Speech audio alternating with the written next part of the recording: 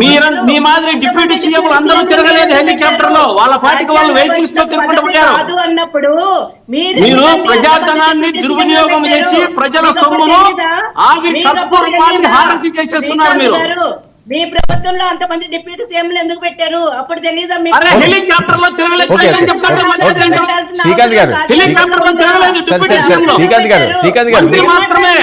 శ్రీకాంత్ గారు మీ టర్న్ వస్తుంది కదా మాట్లాడండి. మీరు మాట్లాడలేదు, టైం వేస్ట్. ఓకే, కృష్ణాంజలి గారు.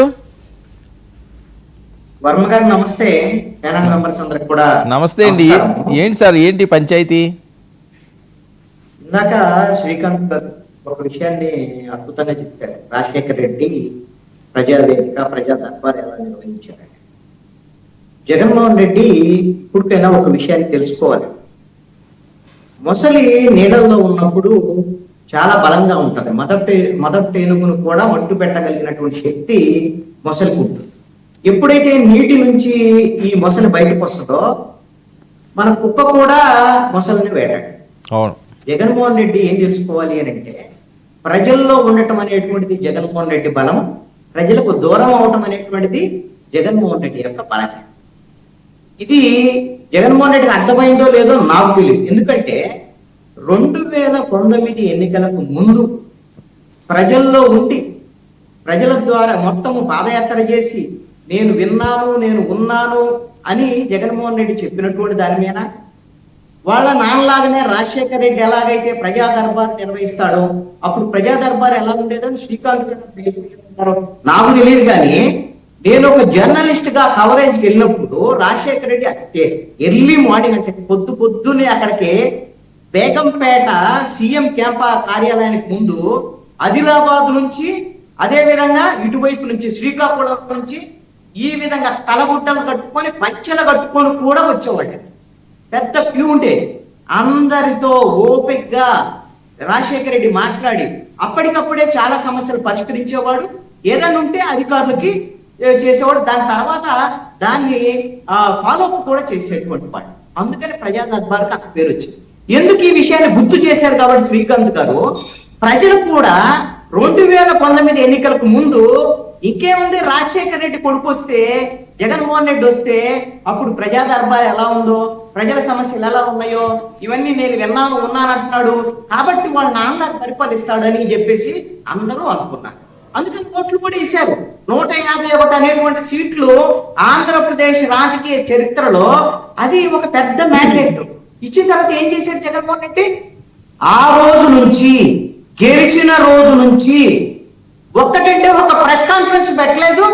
ఒక్క మహిళ లేకపోతే ఒక పౌరుడికి సంబంధించినటువంటి ఒక విజ్ఞాపన పత్రం తీసుకోలేదు. అసలు ప్రజా దర్బార్ మాపని చాలా సందర్భాలు చెప్పారు. ఏది తాడేపల్లిలో ప్రజా దర్బార్ ఏర్పాట్లు చేస్తున్నారు. ఇవి అని కూడా చివరిలో ఎన్నికలకు ముందు కూడా చెప్పారు. అప్పుడు కూడా చేయదు. ఇక గమ్మత్తు ఏంటి అంటే, ప్రజలకు ముఖం చూపించడం మానేశాడు, ప్రజల మధ్యకి వెళ్ళటం మానేశాడు. ఒకవేళ వెళ్ళినా సరే తెరలు కట్టుకోవటం, బారికేడ్లు కట్టుకోవటం, ఆ విధంగా వెళ్ళినటువంటి పరిస్థితి. ఇంకా దౌర్భాగ్యమైన పరిస్థితి ఏంటంటే, వాళ్ళ ఎమ్మెల్యేలకు అపాయింట్మెంట్ ఇవ్వటం మానేశాడు, వాళ్ళ ఎంపీలు కలవటం మానేసేట పరిస్థితి ఉంది. వాళ్లే గగ్గోలు పెట్టారు. ఇదేందా ఆ పరిస్థితి? ఏమన్నా కలవాలని అంటే మనం వెళ్ళి ఎవరో సజ్జల రామకృష్ణారెడ్డిని, వైవి సుబ్బారెడ్డిని, విజయసాయిరెడ్డిని వీళ్ళ కలవటం ఏంటి? ఈ విధమైనటువంటి పరిస్థితి ఏంటిని వాళ్ళు కూడా లబోదిగునటువంటి పరిస్థితి. ఎందుకు మరి జగన్మోహన్ రెడ్డి 151 నుంచి 175కి వెళ్ళాలని ఆయన ప్రణాళిక రూపొందించుకున్నాడు. బానే ఉంది. ఎక్కడ కూర్చొని రూపొందించుకున్నాడు? తాడేపల్లి తన నివాసంలో కూర్చొని ఇలాంటి ప్రణాళికలన్నీ రూపొందించుకున్నాడు. ఎలా? నేను బటన్ నొక్కుతున్నాను, జనానికి డబ్బులు వెళ్తాయి, జనం కూడా ఈవీఎంలు బటన్ నొక్కుతారు. ఇక మధ్యలో ఎవరితో పని లేదు, ఎమ్మెల్యేతో పని లేదు, ఇక ఎవరితో పని లేదు. నేను డబ్బులు ఇచ్చిన వాళ్ళు ఆ డబ్బులన్నీ నేను ఎందుకు ఇస్తున్నాను? అయ్యేమన్నా ఇప్పుడు ఇడుపులపాయ అక్కడి నుంచి తెచ్చి ఏమన్నా ఇచ్చాడా? రాజశేఖర రెడ్డి సంపాదించిన డబ్బులను, రాజారెడ్డి సంపాదించిన డబ్బులు, జగన్మోహన్ రెడ్డి సంపాదించిన డబ్బులు ఇచ్చాడా? ఇప్పుడు ప్రభుత్వమే అంతే. ఏ సంక్షేమ అమలు చేసిన సంక్షేమ పథకాలన్నీ ప్రభుత్వాలే ఇస్తాయి. ఆయన అలాగా ఊహల్లో ఉండి ఏమయ్యాడు? బొక్క బోర్లా పడ్డాడు. 150 నుంచి 175 పోవాలని 11కు పడింది. ఎందుకయ్యా అంటే ప్రజలకు దూరం అవ్వటం. ఇది చాలా కీలకమైనటువంటి అంశం. పోనీ ఈ సంవత్సరన్నర కాలంలో జగన్మోహన్ రెడ్డి ఈ తప్పును తెలుసుకొని ఇప్పుడు నేను చెప్పానని తెలియనక్కర్లేదా శ్రీకాంత్ గారు ఎవరన్నా అయ్యే మనం జనంలో ఉండాలి, ఇలాంటి ఇది ఉంది, సమస్య ఉంది, జనం అందరూ కూడా ఇలాంటి మనల్ని వ్యతిరేకించారు అని అసలు ఆయన ఎలాగో ఎందుకు ఓడిపోయాడో ఆయనకి తెలియదు. అదే విధంగా ఇప్పుడు ఎందుకు ఓడిపోయాడు పక్కన వాళ్ళు చెప్పడానికి లేదు. ఇప్పటికీ ఆయన దగ్గర చుట్టూ కోటరీ అనేటువంటిది ఇప్పుడు మొన్న విజయసాయిరెడ్డి మాట్లాడి కూడా మాట్లాడారు. ఇప్పుడు కూడా సంవత్సరంన్నర కాలంలో జనం దగ్గరికి జగన్మోహన్ రెడ్డి ఎప్పుడు పోయాడు చెప్పండి. 4 అంటే 4 ఇన్సిడెంట్, 4 ఖచ్చితంగా రైతులకు సంబంధించినటువంటి ఇన్సిడెంట్. ఏమిటి ఇప్పుడు రేపు వెళ్తున్నాడు అరటి రైతుల కోసం వెళ్తున్నాడు, మంచిది వెళ్ళాలి కూడా. అరటి రైతులు రాయలసీమలో కీలకమైనటువంటి అరటి రైతులు దెబ్బతిన్నటువంటి పరిస్థితి ఉంటే ప్రభుత్వం పట్టించుకోకపోతే ఖచ్చితంగా వెళ్ళాలి, ప్రతిపక్ష నాయకుడు బాధ్యత అది. గుంటూరులో మిర్చి రైతులు, ప్రకాశం జిల్లాలో పొదిల్లో పొగాకు రైతులు, అంతకుముందు చిత్తూరు జిల్లాలో బంగారు పంగంలో మామిడికాయ రైతులు, వీళ్ళని పరామర్శించారు. మరి సంవత్సరాల కాలంలో ఈ 4 కార్యక్రమాలు తప్ప, అంటే మొన్న తుఫాన్కి వెళ్ళాడు, బాధ్యత పెట్టుకోకుండా ఏదో ఒకటి పెట్టుకున్నాడు, డీజీ పెట్టుకొని ఏదో రకంగా వెళ్ళాడు, అదే విషయం. గతంలో లాగా ఏదో ఒక షెట్టింగ్లు అవి వేయకుండా పొలాలు. మరి ఏం చేశాడు? డైలీ అత్తనే చేశాడు. ఎవరైనా చచ్చిపోతే దానికి డీజేలు పెట్టుకొని, కాన్వాయిలు పెట్టుకొని 100 కిలోమీటర్ల పాటు ర్యాలీలు పెట్టి రప్పాలు, అదే విధంగా ఈ చచ్చిపోయినటువంటి వాళ్ళు మేము నెక్స్ట్ మేము వస్తాం రప్ప అనేటువంటి విధంగా ఈ జైలు యాత్రలకి వెళ్ళి ఇదిగో ఇంతమందిని పవన్ అరెస్ట్ చేశారు అంటే ఇది ఒక రకంగా జగన్మోహన్ రెడ్డికి తెలియని విషయం ఏంటంటే వాళ్ళ వైసీపీ ప్రభుత్వంలో ఎంతమంది తప్పులు చేశారు, ఎంతమంది కుంభకోణాలు చేశారు, ఒక లిస్టుని జగన్మోహన్ రెడ్డి బయట పెట్టాడు. ఎంతమంది మీద కేసులు ఉన్నాయి అనేటువంటి దాని మీద ఆ లిస్ట్ అంతా ఏంది? వాళ్ళ అక్రమాలు, అవినీతి, కుంభకోణాలు చేసినటువంటి లిస్టు. వాళ్ళని పరామర్శిస్తూ వచ్చేటువంటిది ఏంటి? ఇది జగన్మోహన్ రెడ్డి చేసినటువంటి తప్పు. ఇప్పటికైనా సరే ఇప్పుడు ప్రజాదరబాన్ని నిర్ణయిస్తున్నాడు. ఇప్పుడు మంచిదే. నేనేమంటానంటే ఇది ఎప్పుడో నువ్వు అధికారంలో ఉన్నప్పుడు చేసి ఉంటే ఇంత ఘోరమైనటువంటి ప్రతిపక్ష హోదాలో వచ్చేది. ఇప్పుడు ఈ రోజు అసెంబ్లీకి పోవాలంటే భయపడేటువంటి పరిస్థితి లేకుండా అసెంబ్లీకి వెళ్ళగలిగేవాళ్ళు కదా. ప్రజాదర్బార్ అనేటువంటిది ఇప్పటికైనా మీరు కడప వరకే పరిమితం కాకుండా, లేదా పులివెందుల వరకు పరిమితం కాకుండా రాష్ట్ర వ్యాప్తంగా మీరు తాడేపల్లి వైఎస్ఆర్ కాంగ్రెస్ పార్టీ కేంద్ర కార్యాలయం దగ్గర ఒక్కరోజు వాళ్ళు ఎవరో ఇప్పుడు శ్రీకాంత్ గారు లేదా టీవీలో మాట్లాడేటువంటి వాళ్ళతో ఫోటోలు దిగుతున్నాడు, ఓకే, వాళ్ళకి పాపం అదే సంతోషం, కాదనట్లేదు. ఇట్లా ప్రజలతో వాళ్ళ కార్యకర్తలతో జనవద్దు. మీకు ఎలాగో మీరేం సమస్యలు తెలుసులేదు, మీరు ఎమ్మెల్యే మాత్రమే, ప్రతిపక్ష నాయకుడు మాత్రమే. కాబట్టి మీ కార్యకర్తలు ఎవరైతే మిమ్మల్ని డిజోన్ చేసుకొని ఓడించినటువంటి వాళ్ళలో ముఖ్యమైనటువంటి వాళ్ళు వైఎస్ఆర్ కాంగ్రెస్ పార్టీ కార్యకర్తలు. వాళ్ళని కలవండి ముందు ఫస్ట్, వాళ్ళని కలిసి. ఎందుకంటే వచ్చే ఏడాది 2026 అనేటువంటి సంవత్సరము ఎన్నికల నామ సంవత్సరం కాబోతుంది. మీ రాజకీయ పార్టీలకి ఇది చాలా కీలకమైనటువంటి 2026 ఎన్నికల నామ సంవత్సరం. అదేంటి అని అంటే సర్పంచ్ ఎన్నికలు, ఎంపీటీసీ జెడ్పీటీ ఎన్నికలు, మున్సిపల్ కార్పొరేషన్ ఎన్నికలు, అన్ని రకాల ఎన్నికలు 2026 జరుగుతుంది. కార్యకర్తలు లేకుండా. అందుకని ఇప్పుడు తెలుగు అధికార కూటమిలో ఉండేటువంటి వాళ్ళందరూ నారా లోకేష్ దగ్గర నుంచి చంద్రబాబు పెట్టారు. అందుకని ప్రజా దర్బార్లు అసలు మీరు ఎందుకు ఎమ్మెల్యేలు ప్రజా దర్బార్లు పెట్టడం లేదని నారా లోకేష్ ఒత్తిడి చేయటం వెనక కూడా ఈ విధమైనటువంటి ఎన్నికలకు సంబంధించినటువంటి ప్రక్రియ ఉంది.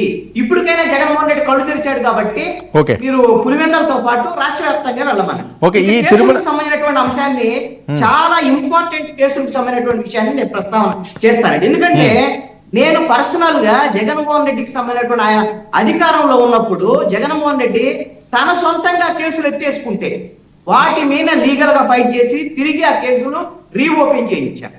అందుకని క్లుప్తంగా చెప్తా, జగన్మోహన్ రెడ్డి తనకు అధికారం ఉంది కాబట్టి విడుదల రజని, సామినేని ఉదయభాను, వాళ్ళ ఎమ్మెల్యేలు ఇలాగ 10 మంది మీద 32 కేసులండి. ఒక జీవో ఇచ్చేసి ఇంకేముంది జీవోలు వచ్చేసి కొట్టేసేసారు, తీసేశారు. దాని మీద హైకోర్టులో ఛాలెంజ్ చేశాను నేను.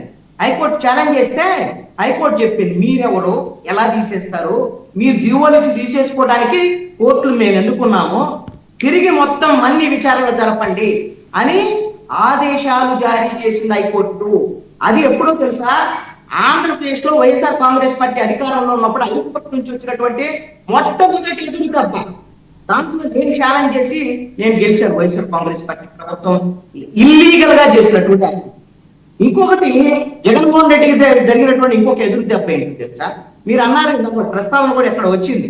కేసులన్నీ జగన్మోహన్ రెడ్డి ఎత్తేసుకుంటే కుదరదండి, ఎవరు యాక్సెప్ట్ చేయరు. జగన్మోహన్ రెడ్డి ఏం చేశాడంటే తన మీద 2012 నుంచి వైఎస్ఆర్ కాంగ్రెస్ పార్టీ స్థాపించిన దగ్గర నుంచి 2014 ఎన్నికల సమయంలో 2019 ఎన్నికల సమయంలో తన మీద ఎన్నైతే కేసులు ఉన్నాయో రాష్ట్ర వ్యాప్తంగా 13 జిల్లాల్లో ఉన్నటువంటి కేసులు మొత్తాన్ని ఏం చేశారో తెలుసా, ఆ యొక్క పోలీసులు ఎవరైతే కంపెనీలు అంటుంటారో వాళ్ళని పిలిపించి వాళ్ళందరూ రాజీ పడేటువంటి విధంగా చేసి కేసులు మొత్తం ఒకేసారి విత్డ్రా చేశారు. రాష్ట్ర వ్యాప్తంగా ఉన్నటువంటి జగన్మోహన్ రెడ్డి మీద ఉన్న కేసులు ఏవి, ఎన్నికల కేసులు, ఇతర కేసులు, అవినీతి ఆరోపణలకు సంబంధించినటువంటి కేసులు కాదు. కోర్టు ఏం చేసిందో తెలుసా, హైకోర్టు వాళ్ళందరినీ అలాగా కేసులు ఎవరైతే ఉపసంహరించినటువంటి జడ్జీలు ఉన్నారో ఆ కేసులు రద్దు చేశారు. ఎవరు వాళ్ళిద్దరు రాజీ పడ్డారు కదా, మందేముంది అని జడ్జీలు మొత్తం ఆ కేసు కొట్టేశారు, జడ్జీలే కొట్టేశారు. కానీ హైకోర్టు ఏం చెప్పిందంటే వాళ్ళందరికీ పనిష్మెంట్ కింద ఒకేసారి 12 మంది జడ్జీలని ట్రాన్స్ఫర్ చేసి పనిష్మెంట్ కింద. కారణం ఏందో తెలుసా, ఒక్కటే రీజన్ ఎందుకు తీసుకున్నదంటే ఒకరు దాంట్లో దొరికారు. ఎప్పుడైతే కరోనా సమయంలో కేవలము ఇంపార్టెంట్ కేసులు, అత్యవసరమైన కేసులు మాత్రమే విచారణ జరిపి కొట్టేయాలని ఉంటే జగన్మోహన్ రెడ్డి కోసం ఈ కేసులన్నీ, రాజీ పడ్డ కేసులన్నీ కొట్టేసిన దాని మీద ఆ పాయింట్ తీసుకొని జడ్జిలకు పనిష్మెంట్ ఇచ్చింది హైకోర్టు.